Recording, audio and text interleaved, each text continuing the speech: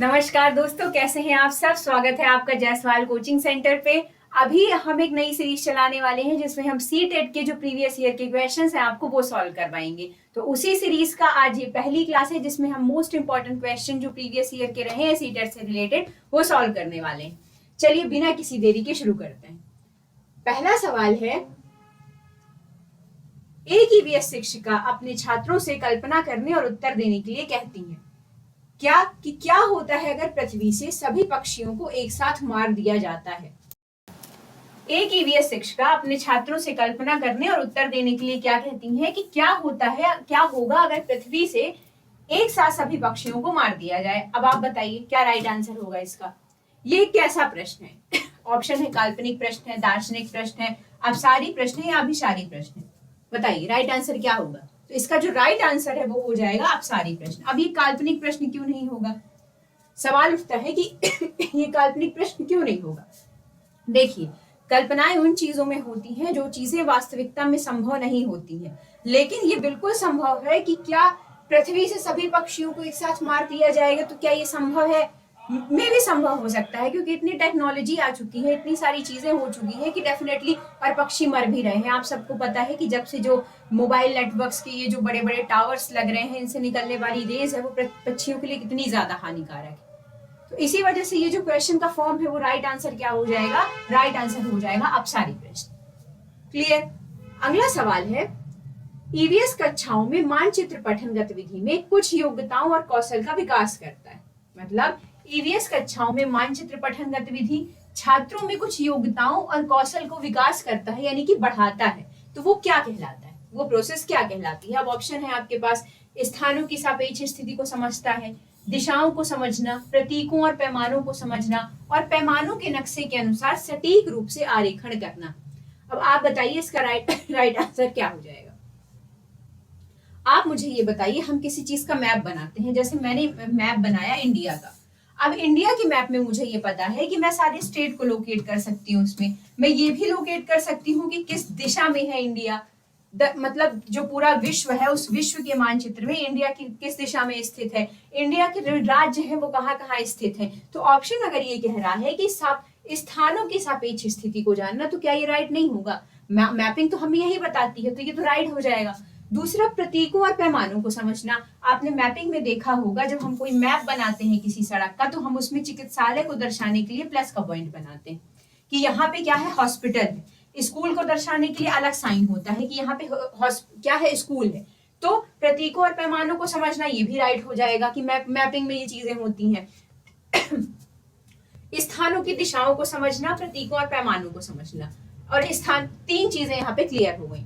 चौथा ऑप्शन है पैमाने के नक्शे के अनुसार सटीक रूप से आरेखण। अब आप मुझे ये बताइए कि मान लीजिए आपके घर का नक्शा है, आपके घर का नक्शा है, आपके मोहल्ले की किसी रोड का नक्शा है, तो क्या उस नक्शे में सटीक प्रमाणन आपको मिलेगा? मान लीजिए मैंने बोला कि ये एक चौराहा है, इस चौराहे में यहाँ पे डॉक्टर अंबेडकर की मूर्ति है, लेकिन मैंने बोल तो दिया कि सेंटर पे डॉक्टर अंबेडकर की मूर्ति है, लेकिन क्या ये सटीक पैमाना दर्शा रहा है कि कहाँ पे है, चौराहे से कितनी दूरी पर है, चौराहे से कितना चल के आना पड़ेगा वहां पे? तो वो सटीक आरेखण नहीं देता। तो ये जो है ये रॉन्ग हो जाएगा। तो आपका राइट आंसर क्या हो जाएगा? ए, बी और सी। राइट आंसर क्या हो जाएगा? ए, बी और सी राइट आंसर हो जाएगा। स्थानों की स्थिति को समझना, स्थानों की दिशाओं को समझना, और प्रतीकों और पैमानों को समझना। तो राइट आंसर हो जाएगा ऑप्शन डी। चलिए अगला सवाल है, अगला सवाल है कि यदि भारत में 7:30 बजे हुए, यदि भारत में शाम के 7:30 बजे हुए, यानी कि 7:30 PM है, तो उसी दिन 2 बजे कहाँ बजेंगे? मतलब यदि भारत में 7:30 बजे हैं तो सेम उसी 7:30 बजे दोपहर के 2 कहाँ बज रहे होंगे, किस देश में बज रहे होंगे? तो ये ऑप्शन है, जैसे पूछा है, बोला गया है जापान, ढाका, कराची और लंदन। तो बोला गया है कि यदि भारत में 7:30 बज रहे हैं तो उसी दिन दोपहर के 2 बजे कहाँ होंगे? तो राइट आंसर हो जाएगा लंदन। यदि भारत में शाम के 7:30 बज रहे हैं, अगर आप ये वीडियो 7:30 बजे शाम को देख रहे हैं, तो इस समय जो दोपहर के 2 बजे हैं वो कहाँ बजे होंगे? वो लंदन में इस समय दोपहर के 2 बज रहे होंगे। क्लियर। अगला सवाल है कि कथन और 2 स्टेटमेंट दिए हुए हैं। ईवीएस पाठ्य चर्चा सीखने के सामाजिक रचनावादी परिप्रेक्ष्य में तैयार किया गया है। मतलब जो ईवीएस की जो पाठ्य चर्चा है वो सीखने के परिप्रेक्ष्य में तैयार की गई है। और दूसरा कथन है कि बच्चों के गहन अध्ययन के साथ बच्चों के सीखने के बारे में विचार विमर्श और परिप्रेक्ष्य का प्रतिनिधित्व करते हैं। मतलब बेसिकली इसका कहने का ये मतलब है कि जो ईवीएस है वो बेसिकली किस चीज पे रिलेट करती है। तो जो ईवीएस है वो पाठ्य चर्चा की सीखने पे बेस्ड है, पहला। और दूसरा स्टेटमेंट है कि वो सीखने के बारे में विचार करती है और सामाजिक रचनावादी परिप्रेक्ष्य का भी प्रतिनिधित्व करती है। ये एक स्टेटमेंट दिया हुआ है। अब इसमें कहा गया है कि कथन 1 और 2 दोनों गलत हैं। कहा गया है असत्य मतलब गलत है। एक सत्य है किंतु दूसरा असत्य है। ऑप्शन है एक असत्य है, 2 सत्य है, या तो दोनों सही। अब आप कथन को पढ़िए और बताइए क्या राइट आंसर होगा। देखिए जो ईवीएस पाठ्य चर्चा है वो सीखने के आधार पर तो तैयार की गई है, ये तो बिल्कुल सही है कि ईवीएस है वो सीखने के आधार पर तैयार है।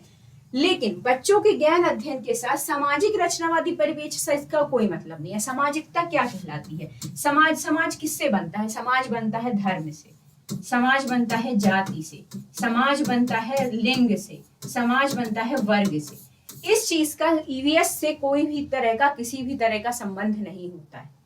तो इस वजह से जो दूसरा स्टेटमेंट है वो अपने आप रॉन्ग हो जाएगा। तो जो पहला स्टेटमेंट है वो सही है और दूसरा स्टेटमेंट गलत है। क्लियर? चलिए अगला सवाल है, एनसीईआरटी की 5वीं कक्षा की पाठ्य पुस्तक में झारखंड में रहने वाली सूर्यमणि की एक वास्तविक कहानी है। मतलब एनसीईआरटी की 5th क्लास की बुक है, उसमें सूर्यमणि है, उनकी एक कहानी दी हुई है। यह अध्याय आदिवासी जीवन और सूर्यमणि की भूमिका को दर्शाता है।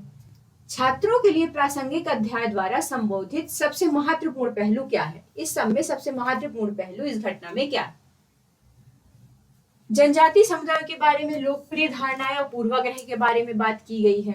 यह वनवासी समुदायों के जंगलों के बीच घनिष्ठ संबंध को दर्शाता है। लड़कियों की शिक्षा कैसे है, उनके जीवन को बदल देती है। यह जनजाति आदिवासियों द्वारा उपयोग किए जाने वाले वन उत्पाद। अब बताइए इसमें राइट आंसर क्या होना चाहिए? देखिए जब हम किसी जंगल का अध्ययन करते हैं या किसी भी जनजाति समुदाय का अध्ययन करते हैं तो हमें ये पता होता है कि वहाँ एजुकेशनल वहाँ पे बहुत कम होती है। तो जो वहाँ की अगर लड़कियां पढ़ेंगी या हम वहाँ का जनजाति समुदाय पढ़ेगा तो वो उनके जीवन को बदलेगा। ये तो बिल्कुल सही हो जाएगा कि हाँ ये बदलेगा। आप सबको पता है जनजाति किस पे डिपेंड करते हैं? जनजाति बेसिकली जनजाति उत्पादों पर ही डिपेंड करते हैं। तो ये जो सेकंड है वो भी सही हो जाएगा। अब जनजाति आदिवासियों द्वारा उपयोग किए जाने वाले वन उत्पाद, मैंने क्या बताया कि जो जनजाति है वो बेसिकली किस पे डिपेंड होते हैं? वन उत्पाद पे डिपेंड होते हैं कि वहां पे जो भी वनस्पतियां होती हैं वो उनका उपयोग करते हैं अपने दैनिक जीवन में। तो इस वजह से जो राइट आंसर है वो हो जाएगा बी, सी और डी। राइट आंसर क्या हो जाएगा? बी, सी और डी राइट आंसर हो जाएगा। अगला है, पृथ्वी के आयतन में निम्नलिखित होते हैं। मतलब बेसिकली ये बात की गई है पृथ्वी के आयतन के बारे में। आप सबको पता है हमारी पृथ्वी कैसे बनी है। हमारी पृथ्वी की कुछ परतें हैं, भूपर्पटी है, मेंटल है, क्रोड है, ये तीनों है। भूपर्पटी सबसे ऊपरी परत कहलाती है, मेंटल बीच की परत कहलाती है और जो क्रोड है वो सबसे निचली परत कहलाती है। तो वही बात की गई है कि पृथ्वी के आयतन में निम्नलिखित में से शामिल होते हैं। अब कौन कौन से शामिल होते हैं बताइए? तो ए, बी, सी और तीनों सही है। मतलब 1% भूपर्पटी है, 84% मेंटल है और 15% क्रोड। तो पृथ्वी की कितनी परतें होती हैं? भूपर्पटी, मेंटल और क्रोड। और उसके पर जो परसेंटेज दिए हुए हैं तो राइट आंसर क्या हो जाएगा? ए, बी और सी तीनों सही। क्लियर? अगला सवाल है, कथन और कारण है, ईवीएस की पाठ्य पुस्तक की कहानियों और आख्यानों का उपयोग किया गया। ये कथन। कारण दिया गया है, उद्देश्य है कि बच्चे को संवेदनशील बनाना। मतलब कहानियों और आख्यानों का उपयोग क्यों किया गया है? तो इन्होंने कहा है कारण है कि बच्चों को क्या बनाना? बच्चों को संवेदनशील बनाना, क्योंकि वह कहानी के पात्रों के साथ तदानुभूति भी रख सकता है और पाठ्य पुस्तक बच्चों को हमारे समाज के भीतर संवेदनशील बनाती। अब अभिकथन और कारण में हमें बताना है कि राइट आंसर क्या होगा। राइट आंसर हो जाएगा अभिकथन और कारण दोनों सही है और कारण सही व्याख्या करता है। अब देखिए एक रीजन, ईवीएस की पाठ्य पुस्तक में कहानियां क्यों लाई गई हैं? जब हम कहानियां बच्चों को सुनाते हैं तो उनमें जो भी सीख होती है, उनकी जो भी शिक्षा होती है वो बच्चों तक पहुंचती है। इसी कारण स्टोरी टेलिंग का एक बहुत अच्छा कॉन्सेप्ट लाया गया है बच्चों के लिए। तो उससे क्या होता है? उससे बच्चों में संवेदनशीलता बढ़ती है, उससे बच्चे जागरूक होते हैं। तो इस वजह से इसका कथन और कारण दोनों सही है और कारण जो कथन की सही व्याख्या करता है, इसका राइट आंसर होगा। अगला सवाल है कि पहले दिन से 10वें दिन तक बीज किस प्रकार अंकुरण में आते हैं? मतलब बीजों के बारे में बताया गया है कि पहले दिन से 10वें दिन तक बीज किस प्रकार अंकुरण में आते हैं। रीता ने अंकुरण का पाठ पढ़ाने से पहले अपने विद्यार्थियों को यह कार्य दिया और अपने छात्रों की कौन सी क्षमता का वो आकलन कर रही हैं, बताइए। अब जैसे है कि चित्र बनाएं और प्रस्तुत करें, निरीक्षण करें और रिकॉर्ड करें, अनुमान करें कि अंकुरित बीज कैसे दिखेंगे या दी गई क्रियाकलाप का निष्कर्ष दिखा लें। अब आप मुझे ये बताइए, क्या बीज का अगर चित्र बना के बच्चे चले जाएंगे तो क्या चीजें हो जाएंगी? चित्र बनाने से क्या बीज का अंकुरण हो जाएगा? बिल्कुल गलत। तो चित्र बनाएं और प्रस्तुत करें तो गलत हो जाएगा। लेकिन जो बाकी ऑप्शन है कि निरीक्षण करें, रिकॉर्ड करें, अंकुरित बीज को कैसे दिखाएं और दी गई क्रियाकलाप से निष्कर्ष निकालें, तो बिल्कुल ये सारी क्रियाकलापें जो बीज के उत्पादन के लिए महत्वपूर्ण है, तो राइट आंसर हो जाएगा बी, सी और डी। अगला सवाल है, ईवीएस पढ़ाते समय एक शिक्षक निम्नलिखित विधियों का पालन करता है। सोचो, जोड़ो, साझा करो, पारस्परिक सहपाठी, रणनीति, सहपाठी परीक्षण। ये क्या उदाहरण है कि सोचो, जोड़ो, साझा करो, मतलब एक ट्यूशन का फॉर्म, एक जिज्ञासा जागृत करना, ये किस चीज को डिनोट करता है, बताइए। अगर हम ट्यूशन लेंगे या जिज्ञासा या सहपाठी का पुनर्निरीक्षण करेंगे तो ये ग्रुप डिस्कशन की बात होती है स्पेसिफिक। तो ये क्या दर्शाता है? ये ग्रुप डिस्कशन को दर्शाता है। तो सहपाठी समूह द्वारा सीखना, ये इस जो प्रोसेस की कंक्लूजन कहलाता है कि सोचो, जोड़ो और साझा करो। साझा हम किससे करेंगे? साझा हम किससे करते हैं? साझा हम अपने सहपाठियों से ही करते हैं कोई चीज। तो सहपाठी समूह द्वारा जो सीखना है वो इसका राइट आंसर हो जाएगा। अगला कथन कारण है। कथन है कि अगर कोई तैरना भी जानता है तब भी मृत सागर में वह आसानी, तैरना नहीं जानता तो मृत सागर में आसानी से तैर सकता है। ये स्टेटमेंट ये कहा गया है। मृत सागर के 1 लीटर पानी में 300 ग्राम नमक पाया जाता है जो इसे सबसे अधिक सांद्र बनाता है। अब बताइए सही आंसर क्या होगा?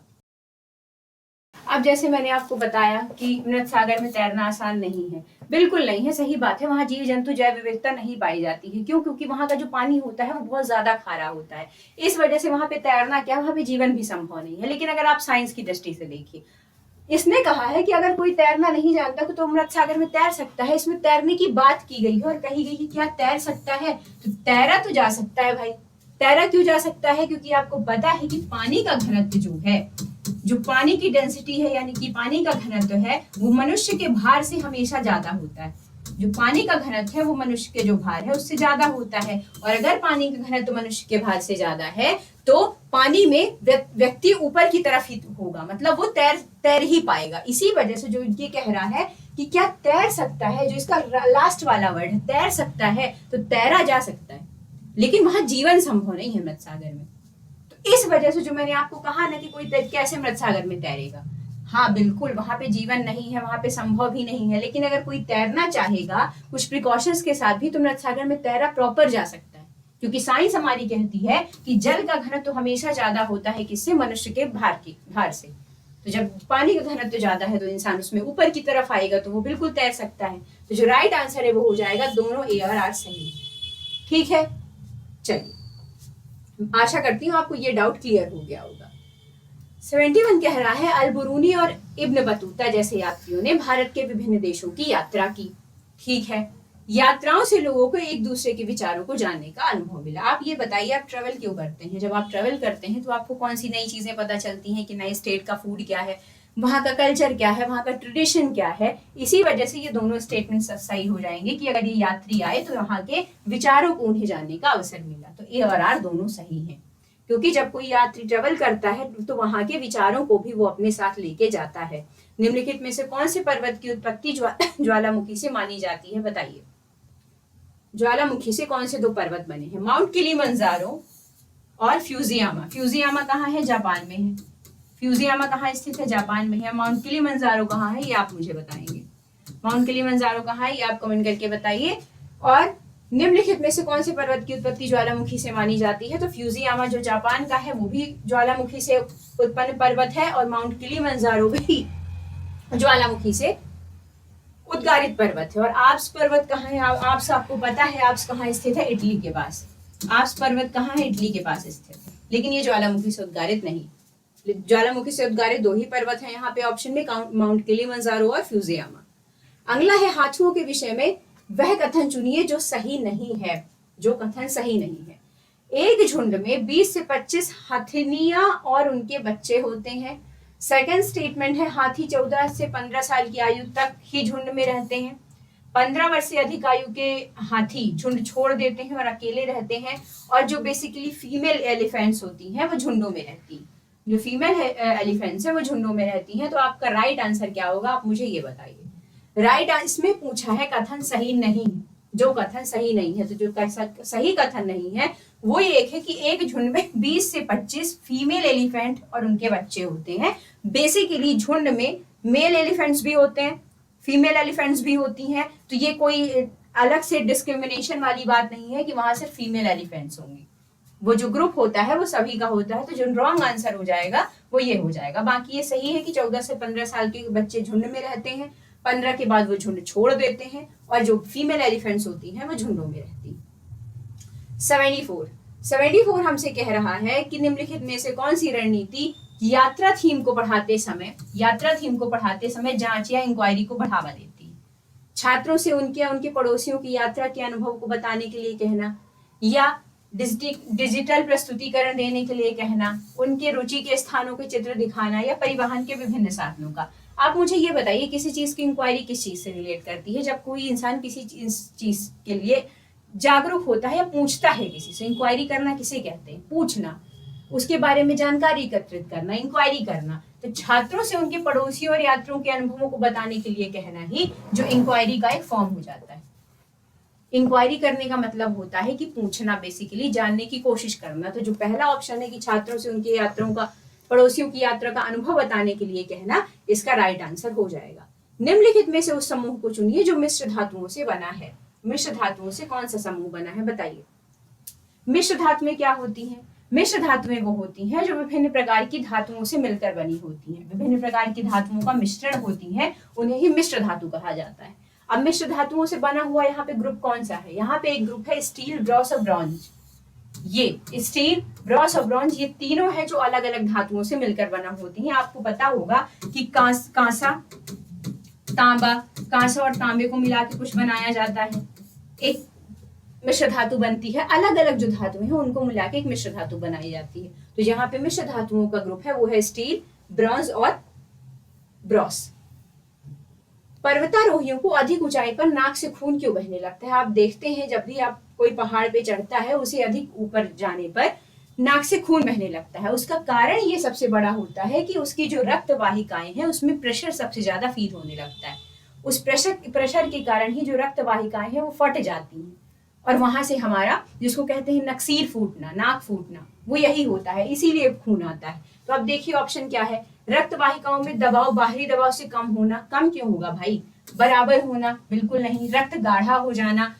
बिल्कुल गलत। रक्त वाहिकाओं में दबाव बाहरी दबाव से अधिक हो जाता है। जब रक्त दबाव में जो बाहर का प्रेशर है उससे अंदर का प्रेशर, रक्त वाहिकाओं का प्रेशर ज्यादा हो जाता है तो वो फट जाती हैं, और फट जाती हैं तो खून निकलने लग जाता है। अब अगला है निम्नलिखित में से ऊष्मा के कुचालक समूह। ऊष्मा के कुचालक कौन होते हैं बताइए। ऊष्मा के कुचालक कौन होते हैं? आपने सुना होगा रबड़ है, कांच है, ये ऊष्मा के कुचालक होते हैं। क्यों होते हैं? ऊष्मा के सुचालक उन्हें कहा जाता है जिसमें ऊष्मा का प्रवाह हम महसूस करते हैं। एल्यूमिनियम का बर्तन है, उसमें जब एल्यूमिनियम के बर्तन को गर्म किया जाता है तो वो गर्म हो जाता है, हम उसे टच करते हैं तो हमें वो गर्म महसूस होता है। क्यों? क्योंकि वो ऊष्मा का सुचालक है। लेकिन रबड़ है, रबड़ को अगर आप कितनी भी ऊष्मा देंगे तो उसमें ऊष्मा का प्रभाव नहीं दिखेगा, तो वो ऊष्मा का कुचालक हो जाता है। तो राइट आंसर क्या हो जाएगा? राइट आंसर हो जाएगा ऊन, प्लास्टिक, लकड़ी। आप देखते हैं खाना बनाने के लिए आजकल बहुत ज्यादा ट्रेंड है कि वो लकड़ी की करछुलियां चलती हैं। क्यों? क्योंकि जैसे स्टील की छन्नी वगैरह होती है वो गर्म हो जाती हैं, वो ऊष्मा के सुचालक है, और लकड़ी की जो बेसिकली वो गर्म नहीं होती है। तो इस वजह से जैसे ऊन है, प्लास्टिक है, लकड़ी है, ये ऊष्मा का कुचालक समूह है। छात्रों में ईवीएस में प्रक्रिया कौशल का आकलन करने के लिए आकलन की उपयुक्त उपकरणों की अधिकतम संख्या कितनी होती है बताइए। कितनी संख्या होती है? छात्रों में ईवीएस में प्रक्रिया कौशल आकलन करने के लिए आकलन के उपयुक्त उपकरण कितने चाहिए होते हैं? कौन कौन से चाहिए होते हैं? अगर हमको कौशल का आकलन करना है तो क्या हमें उससे परिप्रोजेक्ट वर्क उसे देना पड़ेगा? बिल्कुल देना पड़ेगा। हम उससे चित्र का पठन करवाएंगे उस प्रोजेक्ट वर्क में कि नहीं, कि कोई इमेज दे देंगे कि आप इसे पढ़ो, और चित्र बनाने को भी कहा जा सकता है। बिल्कुल।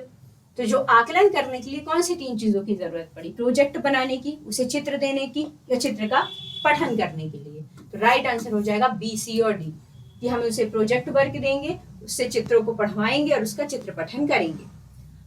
अगला है कि पौधों की एक प्रजाति एक्स है जो बहुत अधिक संख्या में पैदा होती है लेकिन पूरे विश्व में भारत के वायु भाग में ही पाई जाती है। वो कौन सी प्रजाति है जो भारत के वायु भागों में ही पाई जाती है? बताइए।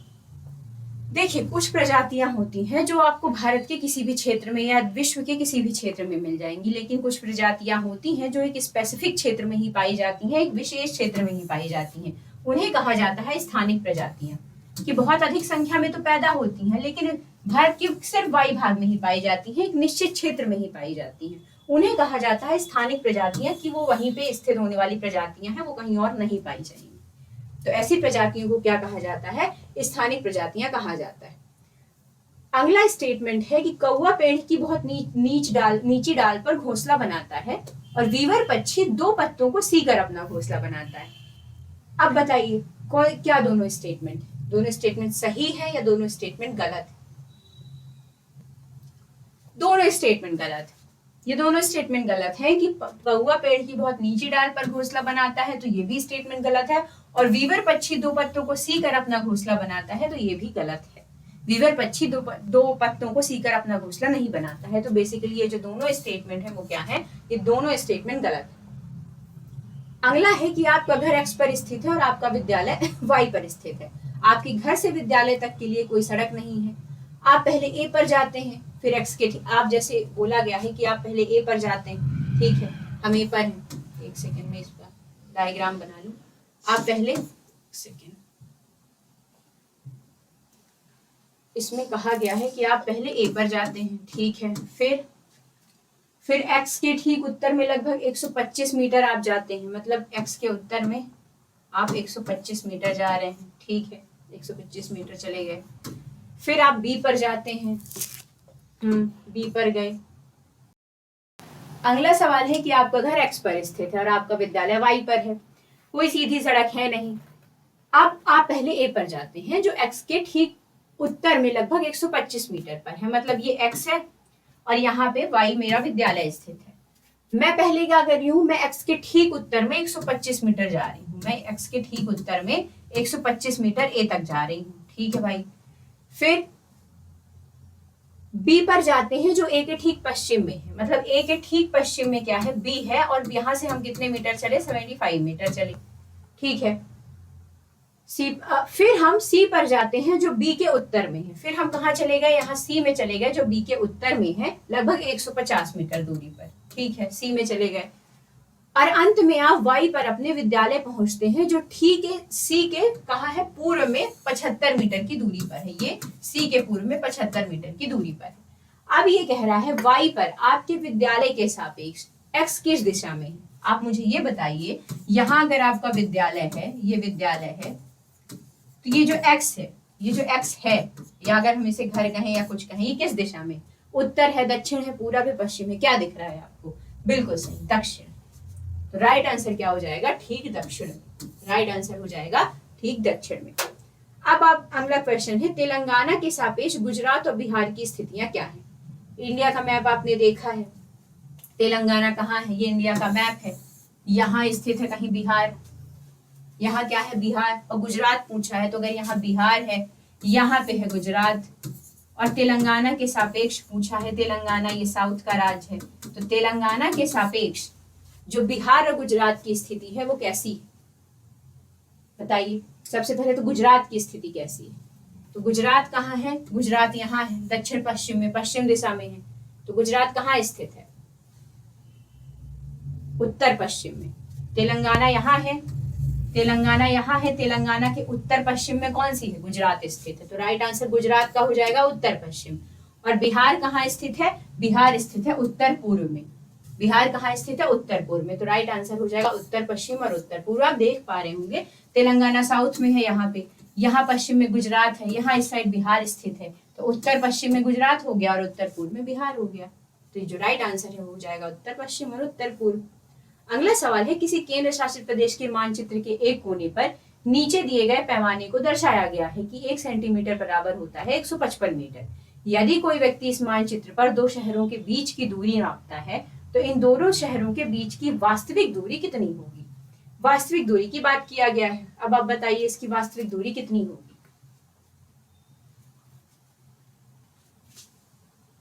155, बताइए कितनी होगी? इसका राइट आंसर हो जाएगा 3.05 किलोमीटर। इसका राइट आंसर क्या हो जाएगा? इसका राइट आंसर हो जाएगा 3.05 किलोमीटर। अगर कोई व्यक्ति इस पैमाने पर चल रहा है तो उसके दो शहरों की दूरी कितनी है? 19.75 सेंटीमीटर। तो इन दोनों शहरों की जो वास्तविक दूरी है वो हो जाएगी 3.05 किलोमीटर। एक ईवीएस शिक्षक के रूप में आप चाहते हैं कि आपके विद्यार्थी वयस्कों के आसपास आपकी सुरक्षा के बारे में जागरूक हों, ताकि वे अपनी देखभाल कर सके और यौन उत्पीड़न का शिकार ना हो। आपको कौन सा कदम सबसे उपयुक्त लगता है? कौन सा कदम आपको सबसे उपयुक्त लगता है कि उन्हें अजनबियों से दूर रहना सिखाएं, या गुड टच या बैड टच के बारे में वर्कशॉप करें, या छात्राओं को आत्मरक्षा के लिए कार्यशाला दें, या उन्हें पॉक्सो एक्ट के बारे में बताएं? देखिए, किसी के साथ कोई गलत चीज हो रही है या सही चीज हो रही है, उसके बारे में उसे पहले खुद जागरूक होना जरूरी होता है।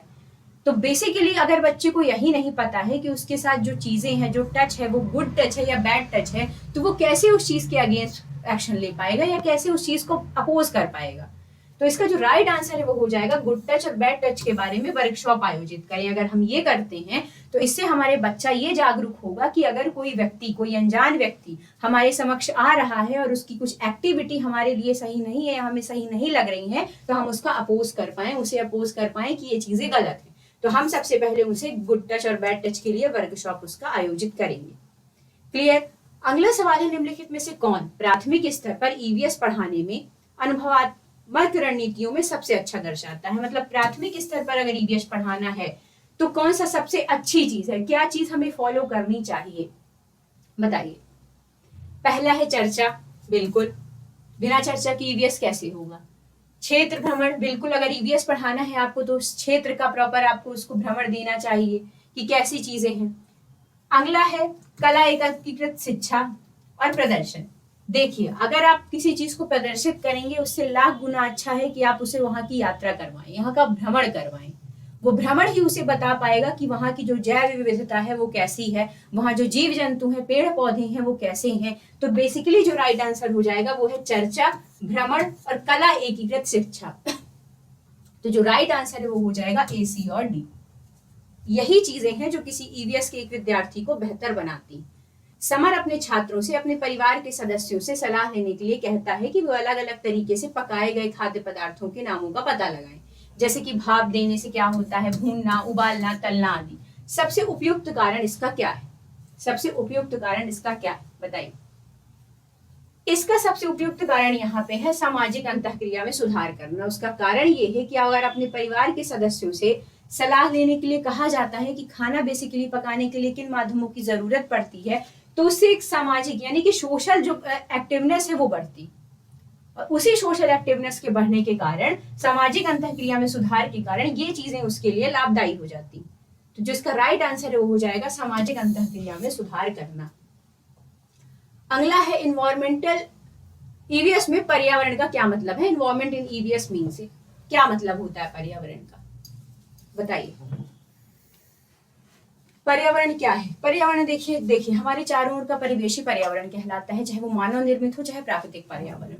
तो मानव निर्मित पर्यावरण, सामाजिक पर्यावरण, प्राकृतिक पर्यावरण और सांस्कृतिक पर्यावरण, ये चारों पर्यावरण के ही प्रकार कहे जाते हैं। हमारे चारों ओर का परिवेश ही पर्यावरण है, फिर वो चाहे उसका फॉर्म कैसा भी हो, चाहे वो मानव निर्मित हो, फिर चाहे वो सामाजिक हो, फिर चाहे वो सांस्कृतिक हो या पर्यावरणीय। अगला सवाल है, प्राथमिक स्तर पर ईवीएस को एक एकीकृत दृष्टिकोण में संचालित करने की सिफारिश की जाती है, इसका सबसे उपयुक्त कारण क्या है? इसका एक सबसे उपयुक्त कारण है कि इससे समझ विकसित करना। इसका एक सबसे उपयुक्त कारण है समझ विकसित करना। प्राथमिक स्तर पर ईवीएस को अगर एकीकृत दृष्टिकोण में संचालित करेंगे तो इससे धीरे धीरे जो समझ है वो बढ़ती चली जाएगी। तो इसका जो राइट आंसर है वो क्या हो जाएगा? समग्र समझ विकसित करना। अगला सवाल है कि रोशनी एक ईवीएस शिक्षिका ने सरसों, हरा चना, बंगाल चना और मिर्च के प्रत्येक बीज में से कितने बीज अंकुरित हुए कि एक डेटा चार्ट प्रदर्शित किया। उन्होंने उससे यह समझाने के लिए कहा कि विभिन्न बीजों की जो अंकुरण दर है उसमें भिन्नता क्यों है। तो वो क्या आकलन करना चाहती है, वह कौन सा कौशल का उसके आकलन करना चाहती है। आप ये बताइए, अगर कोई व्यक्ति ये आपसे कहे कि आप ये बताइए कि 4-5 बीज रखे हुए हैं, इन चारों पांचों बीजों में से कौन सा सबसे अधिक तरीके से अंकुरित हुआ है, सबसे अच्छे तरीके से अंकुरित कौन सा बीज हुआ है, तो क्या आप बोलेंगे? उसको आपने निष्कर्ष निकालने के लिए कहा, उसको आपने किस चीज के लिए कहा? आप निष्कर्ष निकालो कि इन 5 बीजों में से कौन सा बीज सबसे अच्छे तरीके से अंकुरित है। तो बेसिकली ये क्या था? निष्कर्ष निकालना था। तो राइट आंसर हो जाएगा निष्कर्ष निकालना। क्लियर? चलिए, यहाँ पे ये आपकी क्लास शुरू हो गई है आज सीटेट की। जो प्रीवियस ईयर के क्वेश्चंस हैं, इंपॉर्टेंट क्वेश्चंस हैं, ये सारे 30 क्वेश्चंस थे, कंप्लीट हो गए हैं। आगे ही ऐसी ही सीरीज आती रहेगी। अगर आपको वीडियो अच्छा लगा है तो चैनल को सब्सक्राइब कर लेना है और दोस्तों के साथ शेयर कर देना है। चलिए जल्दी मिलते हैं। जय हिंद, जय भारत।